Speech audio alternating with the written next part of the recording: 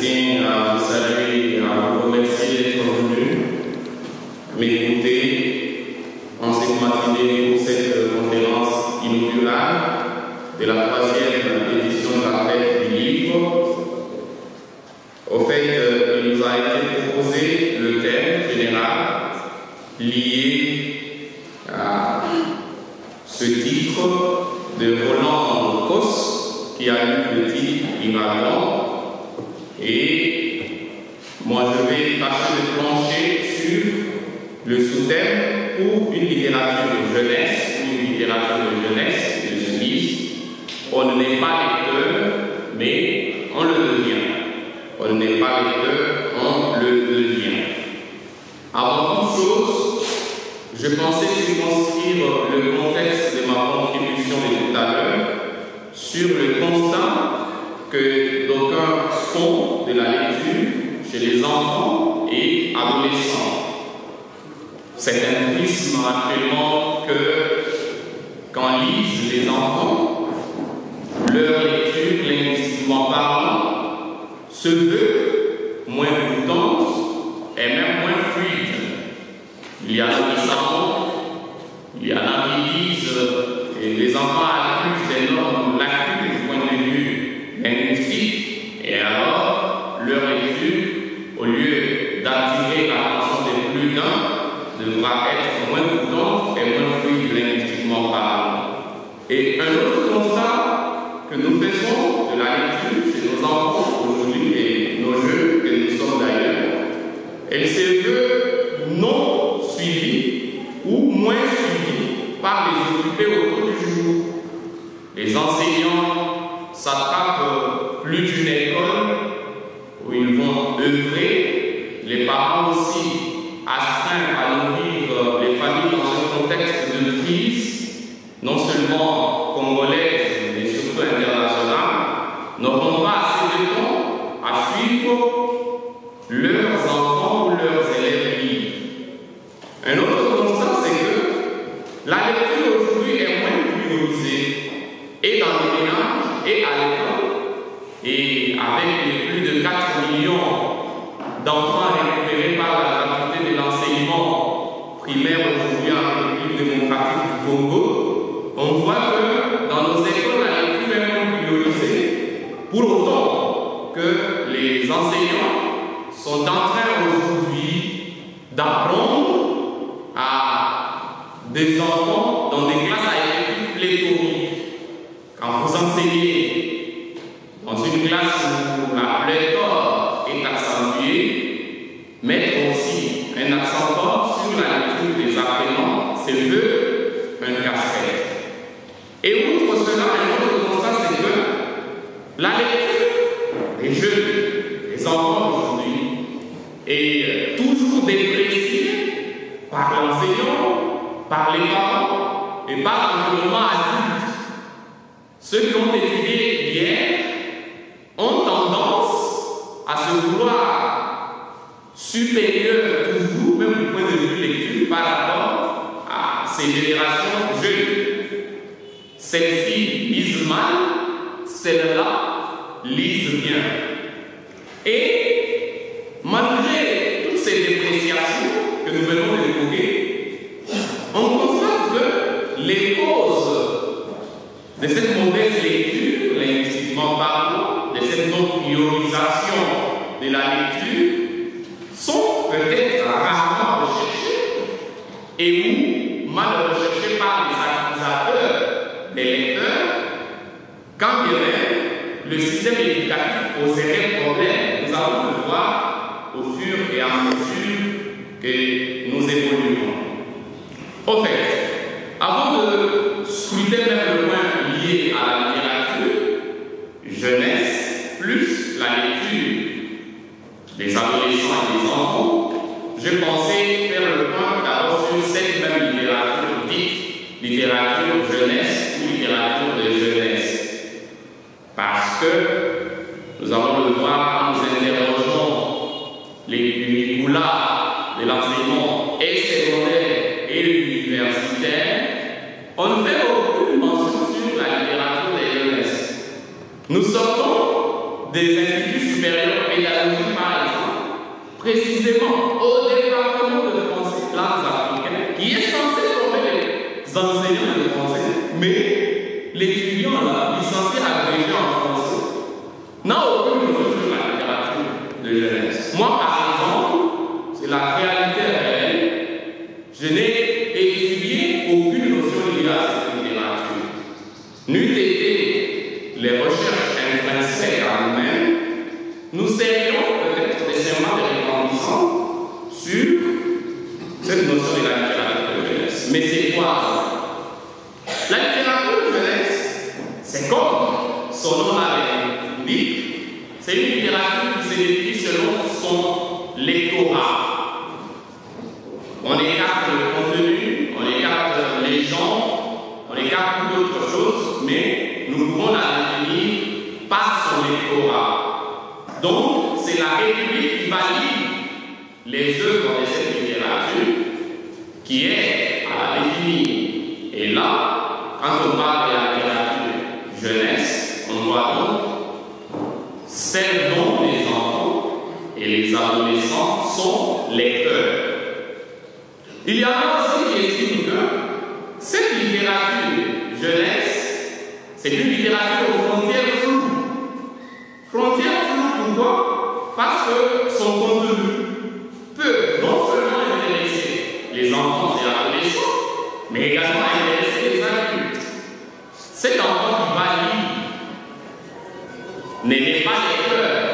Il sera intéressé par un adulte qui sera tombé sur un ouvrage qu'il trouvera par exemple utile à son élève, utile à son enfant, et il va lui payer. Donc le contenu de la littérature de jeunesse peut intéresser et les jeunes et les adultes. C'est pourquoi il y en a qui estiment que les frontières de la littérature de jeunesse sont floues. Le cas aussi de Nathalie Prince, cette chercheuse française, qui estime que la littérature jeunesse est au double lectorat.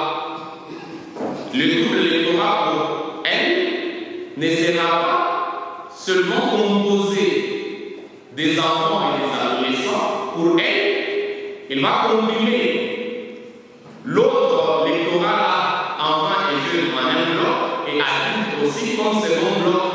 Elle pense que le double lectorat de la littérature de jeunesse est composé de l'enfant et de l'adulte.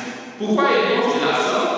Elle pense que cet adulte va servir d'intermédiaire entre le livre et l'enfant. L'enfant, comme naissant non lecteur, devra être guidé par la personne adulte dans la quête d'un livre bien que portant sur les jeux, mais dont le contenu a d'abord été lu de l'adulte.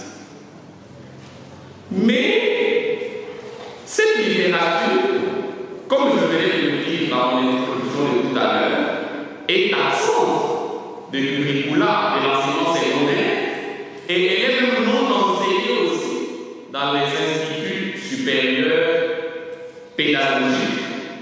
Et ce constat a été scientifiquement fait par Jean-Claude Mapendalo Yamoundou, alors chef de travaux ici en République démocratique du Congo, quand il a interrogé plus d'un manuel de référence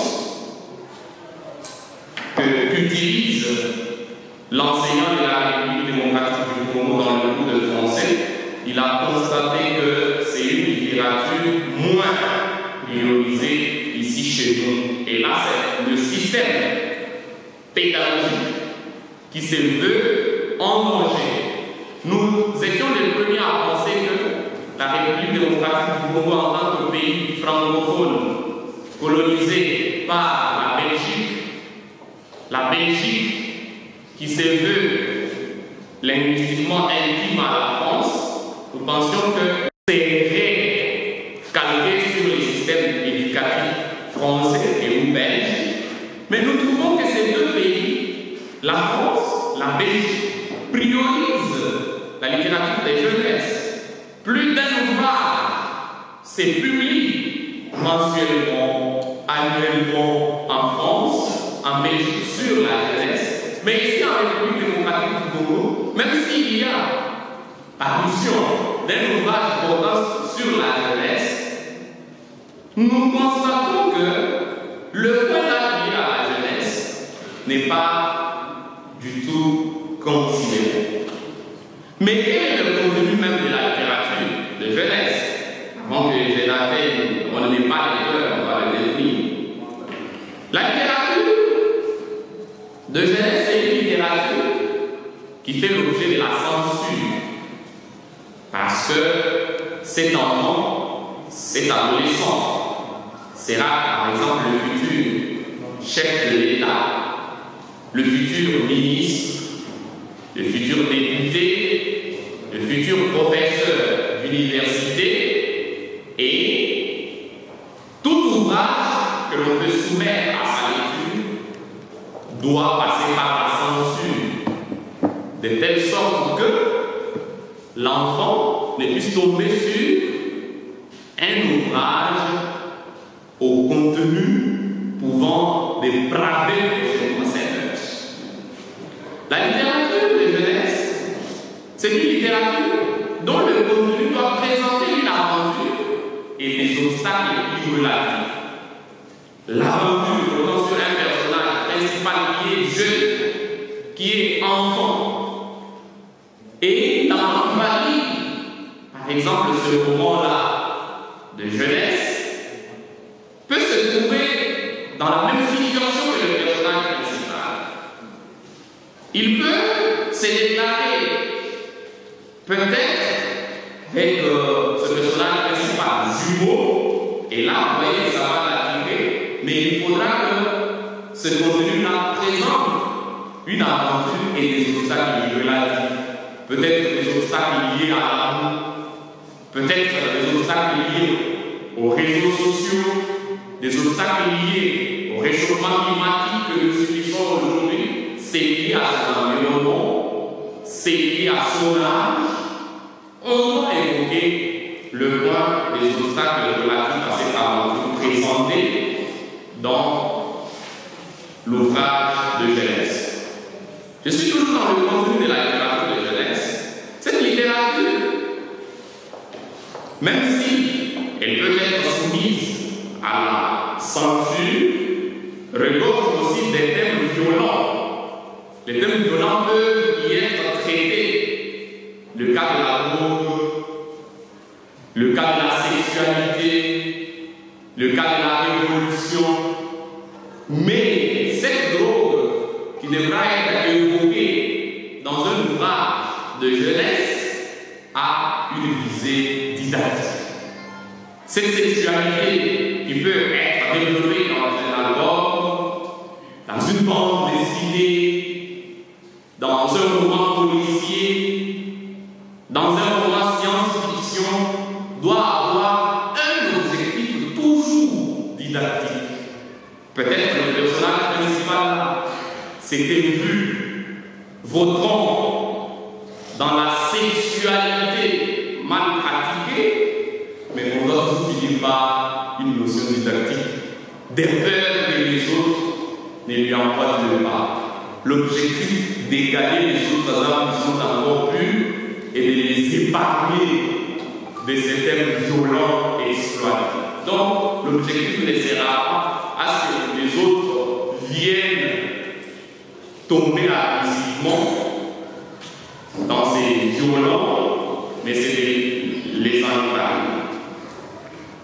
Et un autre avantage de la littérature de jeunesse dans son contenu, c'est que c'est une littérature qui vise aussi l'apprentissage de la lecture. C'est pourquoi j'ai voulu parler de littérature de jeunesse, la lecture, comme l'a bien dit Rolande elle-même Causse, il y a eu petit, lira grand. L'objectif aussi de la littérature de jeunesse, c'est l'apprentissage de la lecture. Donc, l'ouvrage soumis à la lecture du jeune ou de l'enfant vise à assouplir la langue du lecteur, l'apprentissage de la lecture. Et là, je vais donner l'exemple des abécédaires. C'est comme le nom là l'indique. Vous voyez, voyez qu'il y a ABC. Donc, l'objectif des abécédaires dans la littérature des jeunes, c'est, au fait, apprendre à peut-être de l'école primaire, à la maîtriser uniquement dans la langue. Cet abécédaire peut être un poème. Et là, c'est nous, enseignants de français, qui sommes ici intervenus. Pensons à forger des poèmes, par exemple, abécédaires pour nos enfants de l'école primaire, pour nos enfants de 7e et de 8e. J'étais sur une recherche de Léon lors du colloque organisé l'année académique dernière par l'ISP de Mujima et Konrad Adenauer sur les effets de la gratuité de l'enseignement. Là, moi, j'avais plongé sur la lecture. Le constat fait était qu'il existerait même des enfants au degré terminal du primaire. Il existerait même des apprenants au secondaire général en République démocratique du Congo qui ne savent pas vraiment déchiffrer les lettres. Juste déchiffrer. Vos abécédaires peuvent les aider. Par exemple, du point de vue poème, il existe des poèmes abécédaires, c'est-à-dire première strophe. Par exemple, si c'est un 4, vers la 80, donc la strophe à 80, premier vers A, deuxième vers, ça commence par B, troisième vers, ça commence par C, quatrième vers, ça commence par D. L'enfant voit déjà ces initiales-là et il a gagné les 4 premières lettres de la phrase. Ces abécédaires peuvent même être des ouvrages en allemand, c'est-à-dire en parler reprenant de dessins. Et ces dessins peuvent être des dessins d'animaux, par exemple. Les animaux domestiques commençant par A, le reprenant. Et si vous-même, auteur, vous en avez oublié un, quand cet enfant aura vu les animaux domestiques commençant par A, et que vous avez repris, il peut se rappeler un autre animal que vous auriez oublié. Les animaux sauvages commençant par B, jusqu'à Z, les prénoms de personnes. Par exemple, les noms d'arbres, les noms des présidents. Les abécédaires peuvent aider à apprendre la lecture. Il y a d'autres qui pensent aussi que le contenu de la littérature de jeunesse est en conformité aux attentes éducatives. Et là, ce sera une littérature limitée. Quand l'objectif ne sera que d'apprendre la lecture, là, le public sera limité. C'est-à-dire que ce sera une littérature réservée seulement à un public encore étudiant. Par exemple, l'élève de l'école primaire et secondaire, peut-être un étudiant d'actuelle licence en LMD, un étudiant en maîtrise, mais après les études, c'est une littérature qui va choisir. Il y a qui pensent que cette littérature n'est qu'en conformité aux attentes éducatives et dispose d'un public limité. Et là, ce sera difficile d'être subversif en la littérature de jeunesse et de remettre en cause la société. C'est là que je vais moi dire que cette dernière version est non convaincante parce qu'il existe des multitudes d'ouvrages portant sur la jeunesse et qui sont au contenu varié et aux univers de réflexion d'envergure remarquables. Je vais donner l'exemple de ces romanciers congolais du Kasai oriental que nous connaissons bien, et lui a fait l'anglais à l'ISP de Mujima, mais il vous produit des ouvrages en français.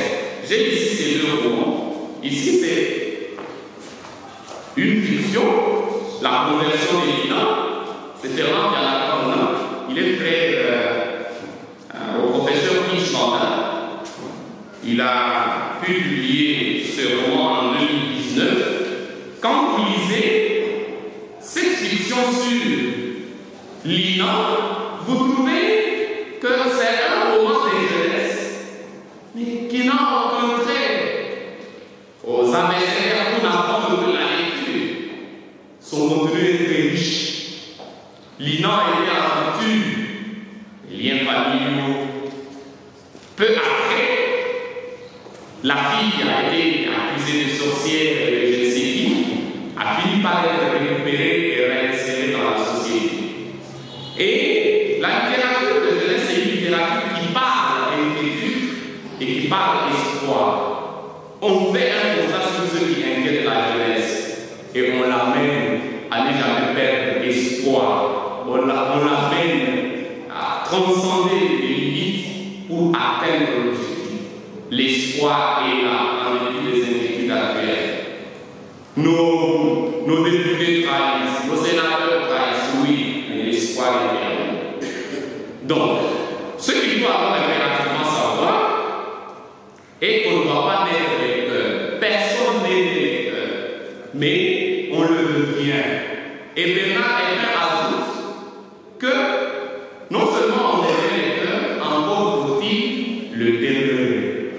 Tous, nous ne sommes pas des lecteurs, nous le sommes devenus, mais il nous faut encore tout faire pour demeurer lecteurs jusqu'à la mort. Et l'importance de l'intervention de l'adulte dans le but de la lecture n'est pas négligeable. Nos enfants, nos adolescents, seuls, ils ne deviendront jamais lecteurs. Ils doivent être guidés. Leurs mains doivent nous être tenues. Les lecteurs de demain doivent être stimulés, puis accompagnés dans sa rencontre avec la littérature. Il n'est ne sachant même pas que le terme littérature existe. Le terme livre existe. Mais c'est nous qui avons d'abord lu qui pouvons l'aider aussi à devenir ce que nous sommes. Mais qui est ce compagnon pour lire petit puis grand? La famille. Et cette compagnie-là, et là nous voyons les parents. Donc si nous parents, nous n'avons pas lu, il y a risque que nos enfants ne lisent pas petit pour lire demain grand. Nos frères, nos sœurs, nous ne devons pas nous déclarer aînés seulement au manger. Déclarons-nous aînés aussi en lecture, en accompagnant nos frères, nos sœurs qui sont encore enfants à lire. L'école, les enseignants, les chefs d'établissement, ils sont à la lecture. Or, nous voyons que des bibliothèques scolaires dans le pays sont soit pauvres, soit inexistantes même dans nos écoles. Et les budgets même familiaux pour acheter des livres aux enfants sont à genoux. Mais on doit s'évertuer à amener les enfants à lire. Mais quelles sont les stratégies pour accompagner l'enfant à lire? Il existe différentes stratégies, peut-être pour les enfants dont la lecture est moins évidente, dont la lecture n'est pas fluide. Il est actuellement conseillé la pédagogie coopérative, c'est-à-dire le travail coopératif. Les groupes, les mini-groupes de 5 ou 10 élèves, entre eux là, vous allez viser celui qui a une fluidité en lecture. Il peut servir de chef d'équipe pour aider les autres à lire. Or, nos classes sont pléthoriques. Il y a aussi les tutorats par les pairs. C'est-à-dire qu'il y a toujours une mère qui va aider les autres à se récupérer. Et en lecture, surtout aujourd'hui, on conseille ce que l'on appelle diade. Diade, c'est-à-dire qu'il y a 2 aides. L'un maîtrise, l'autre ne maîtrise pas. Ou tous les 2 maîtrisent, mais il y a toujours des petites erreurs qui peuvent se corriger. Et là, l'un lit, l'autre l'écoute, et il va lui porter des corrections là où il le faut. Il y a aussi la technique des groupes hebdo, même si la classe est pléthorique. Une fois par exemple la semaine dans votre classe, l'enseignant peut juste suivre son élève libre.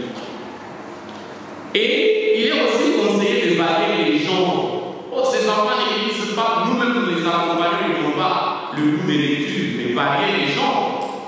Peut-être que l'enfant n'est pas friand du conte. Lui aime le poème.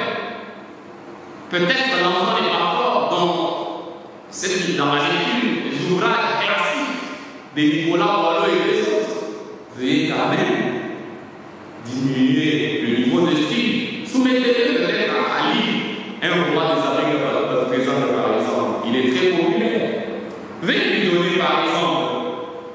Peut-être c'est mieux vaut tard que jamais, du même auteur qui attend. Le style est très simple et ça passe de jeunesse. Varier les gens, varier les thèmes. Hier, il y avait donné un ouvrage sur l'agriculture, alors que lui est friand du machinisme. La technologie de l'information et de la communication. Varier les thèmes. Peut-être que lui est friand de l'amour. Quand ça parle d'amour, il aime ça. Le thème lié à ce qui les séduit. Donc nous devons varier tout cela selon le besoin, selon le goût et selon l'environnement même du lecteur. Quand vous allez prendre un ouvrage sur les numériques, vous l'amenez à un élève de Kalinamako qui n'a jamais su ce que le numérique varier peut-être selon aussi l'environnement même du lecteur. Nous restons aussi à lire petit pour ne plus demeurer lecteurs, c'est-à-dire librons, parce que nous n'avons parfois jamais rencontré le livre qui nous ferait découvrir le plaisir supérieur de la lecture. Et là, c'est la pensée d'Hélène Turgeon, veut que nous varions ce que nous. Et quand nous trouvons que cet enfant aime ceci, c'est-à-dire que nous avons atteint son plaisir supérieur, c'est là que nous pouvons étendre ce terme-là. Hier, je lui ai donné le roman de tel auteur sur le thème qu'il a attiré. Comme j'ai atteint son plaisir supérieur, demain je cherche un autre conte lié à la même thématique. Et là, je vais le garder lecteur. Alors que je suis en train de tendre vers la fin, il reste moins de 10 minutes, je veux parler aussi de cette pensée des clients. C'est une Marocaine qui a évolué en France. Elle estime qu'une société qui sait lire est une société instruite.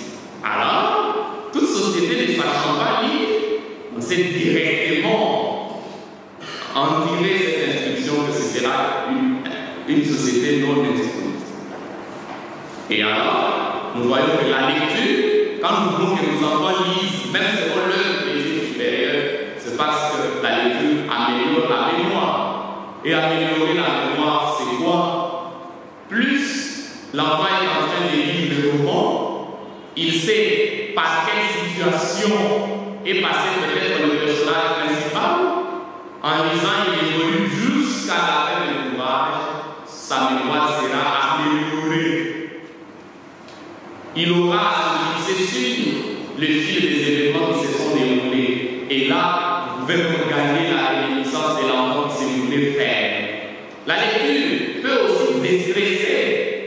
Quand l'enfant est stressé, trahi par exemple par sa copine, trahi par exemple par son copain, trahi par la mort de ses parents, trahi par je sais quel événement douloureux, la lecture peut le déstresser. Il peut s'évader dans un tout autre univers où il n'y a pas malheur, ou peut-être il y a malheur, mais on lui montre que demain sera meilleur. L'enfant peut être déstressé. La lecture peut enrichir même le vocabulaire et le style. Hier, je ne savais pas qu'il existait peut-être le verbe ratatiner. Donc, je tombe sur un ouvrage, l'auteur en parle. J'ai gagné ce vocabulaire-là. Hier, je ne savais pas qu'il existait un poète de renom international, Nicolas Boileau, depuis le XVIIe siècle. Demain, je tombe sur l'un de ses poèmes. Je le lis, j'admire sa syntaxe, j'admire son style et je me serai enrichi. La lecture peut préparer même l'écriture du lecteur. Aujourd'hui, nous accusons les jeunes à ne pas trop lire, à ne pas trop écrire plutôt. Mais c'est parce qu'ils lisent moins. C'est en lisant les choses que nous pouvons préparer notre écriture. Ah, tel a produit, je l'ai lu d'abord. Mais c'est très facile. Je pensais à quelque chose d'extraordinaire. Moi, il est parvenu à écrire. Alors qu'il a aussi à la là, je peux me lancer et écrire. La lecture peut même ouvrir le monde. Il y en a qui ont gagné des grandes relations et qui se sont enrichis même financièrement, scandaleusement, à travers la lecture. La lecture peut vous informer. Elle peut vous rendre sage. Elle peut vous rendre intelligent. La lecture développe l'individu et sa communauté. Il y en a qui ont gagné des stratégies d'entrepreneuriat via la lecture. estime cette fille Clélia marocaine. C'est une arme de changement. Toute société qui veut être en mutation vers le développement dans ce pays de tous, c'est une société dont les habitants et les citoyens lisent. La lecture offre l'expérience. Et l'expérience a toujours été singulière. L'expérience de l'autre n'est pas rien. De la lecture, j'en dis une expérience. Et l'expérience est unique. Par ceux qui touchent dans un ouvrage, je peux tirer une expérience. Par ceux qui amusent dans un ouvrage, je peux tirer une expérience. Par ceux qui amusent en suscitant ma création. Aujourd'hui, que les enseignants aussi de français pensent autrement et enseignent autrement. Nous ne devons pas apprendre à nos enfants à lire juste pour comprendre. Nous devons aussi leur apprendre à lire pour réagir. Que de l'ouvrage lu parte aussi peut-être mon ouvrage à moi. Comment je peux réagir à cette action du personnage principal de cet ouvrage? L'enfant ou l'adolescent ne lit même pas petit. Que faire? Et là, petit change, n'est plus en âge, ça devient quantitatif. Si l'enfant ne lit même pas petit, peut-être qu'il ne sait pas lire. Commencez par les ABC. Peut-être que sa formation à lecture a été bâtie sur du savoir. Bon, il faut changer de stratégie. Tout doit partir de la base. On doit lire parce qu'on sait d'abord lire. Peut-être à la maison, les suivis et soit d'art, soit cher. Où l'enfant même manque seulement pour lire. Où il a à lire, mais il n'y a pas d'intérêt. C'est là que je dis qu'il nous faut varier les genres, les thèmes, les auteurs. Hier, c'était des classiques de français qui ont abordé des thèmes déjà obsolètes. Et aujourd'hui, nous parlons ceci, nous parlons cela. Peut-être qu'il faut lui donner aussi des ouvrages liés au thème de sa génération. Pour que l'adolescent lise petit et bien lire grand, il faut les lui apprendre. Pour autant qu'on n'est pas lecteur, on doit le devenir, a dit Bernard Herpin. Et l'école, la maison également, ont un rôle privilégié. Aussi, notre gouvernement a cette part de responsabilité. Ailleurs, il y a même des maisons. Mais ici, dans notre pays, on va parler de Médiaspol, la seule grande maison d'édition.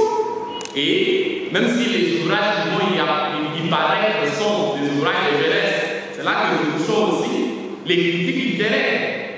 Les cas de ces deux romans, tous sont des romans de jeunesse, mais nulle part les critiques littéraires qui en sont préfacées n'ont fait le point sur la jeunesse qui y est traitée. Nous parlons autre chose, nous touchons uniquement le contenu sur les thèmes, mais nous oublions les termes de jeunesse. Ça, c'est moi-même qui en ai préfacé. Je m'amuse aussi, c'est lié à la jeunesse. Le personnage principal de mieux retard que j'avais, c'est un jeune qui a eu à échouer plus d'une fois aux examens d'État. Par son courage, il a atteint l'objectif. Il a été à l'enseignement supérieur de l'université. Aujourd'hui, c'est un responsable dans la société. Je peux le passer, mais j'ai oublié que c'était lié à la jeunesse. Les critiques littéraires doivent aussi aider à asseoir cette notion de la littérature de jeunesse. Et pour que l'on vienne lire grand, il faut aussi pouvoir au support même de lecture, en évaluant les albums. Aujourd'hui, il existe les enseignants de langue, parce que, n'ayant pas aussi appris ces notions, qui ne savent même pas ce que c'est qu'un album, qui ne savent même pas ce que c'est qu'une bande dessinée. Donc, lui n'a jamais exploité la bande dessinée avec ses apprenants. Des textes d'abord courts. Cet enfant, vous voyez que vous voulez tirer d'un néant. Vous n'amenez pas de texte très long, même pour sa lecture complémentaire. Soumettez-le à un texte court, diversifiez-en les thèmes de légende et détectez le plaisir supérieur de l'enfant et y en fait ses lectures. Maintenant, je termine par ceci. Maintenant, lire en quelle langue? La littérature de jeunesse, la littérature jeunesse doit porter sur quelle langue? Il n'y a pas de petite et de grandes langues. D'ailleurs, on doit lire surtout et d'abord en sa langue. Pour bien connaître les Congolais, il faut connaître leur langue. C'est crié déjà depuis l'époque coloniale. Le révérend Stéphane Jones. Vous voulez connaître les Congolais, vous connaissez d'abord leur langue. Mais nous, Congolais, si nous ne connaissons pas leur langue, si nous ne produisons pas des ouvrages sur notre langue, alors nous allons nous méconnaître. Lire et écrire en sa langue, c'est pérenniser aussi sa culture, son art, sa civilisation. Mais il y en a qui se veulent pénaux, honteux, délits et de peut-être écrire en leur langue. Maîtriser sa langue, c'est être une branche détachée de sa tige. Vous voyez ce que produisent nos enfants aujourd'hui, nous-mêmes comme discours. Nous devons moi, je suis toujours là, et on est à l'aise. Or, les ouvrages que nous passons sont minoritaires. Et je dois respecter les mots. Je vous remercie.